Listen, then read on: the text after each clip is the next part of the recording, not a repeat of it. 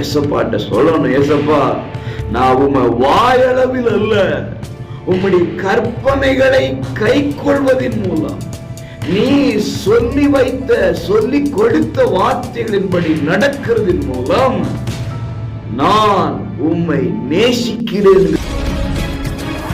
அன்பு உறவுகளே, இயேசுவின் இன்ப நாமத்திலே மனதார வாழ்த்துகிறேன். ஏசப்பா உங்களை ஆசீர்வதிப்பாராக. 2 யோவான் 6 நாம் அவருடைய கற்பனைகளின்படி நடப்பதே அன்பு. எது அன்பு என்று சொன்னால், நாம் எப்படி இயேசுவை நேசிக்க முடியும் என்று சொன்னால், அவரிடத்தில் அன்பு கூறுகிறோம் என்று சொன்னால், அவருடைய கற்பனைகளின்படி, இப்படி சொல்லுகிறேன், வேதத்தின்படி நடப்பதன் மூலம்தான். இது கடினம் அல்ல, சிம்பிள். ஆண்டவர் சொல்லிட்டாரு, நீ உன்னை நேசிப்பது போல பிறனை நேசி. காண்கிற சகோதரனிடத்தில் அன்பு கூறாதவன் காணாத தேவனிடத்தில் எப்படி அன்பு கூறுவான்?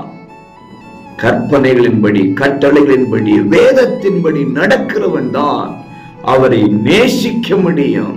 வாழ்க்கையும் வார்த்தையும் ஒன்றாயிருக்க வேண்டும். ஆண்டு இறுதி நாட்களுக்குள் வந்து கொண்டிருக்கிற நாம் ஆண்டவரை பார்த்து சொல்லணும், என் வாழ்க்கையில உம்முடைய வார்த்தையை கடைபிடிக்கிறதின் மூலம் உம்மை நேசிக்கிறேன் என்கிறதை வெளிப்படுத்த போகிறேன் என்று தீர்மானித்து சொல்லுவோம். அவருடைய வேதத்தின்படி நடக்கிற உத்தம மார்க்கத்தால் பாக்கியவான்கள் நடப்போம், பாக்கியவான்களாக மாறுவோம். ஆண்டு இறுதியில் அவருடைய வாக்குத்தத்தம் நிறைவேறுகிறதை காண்போம். God bless you.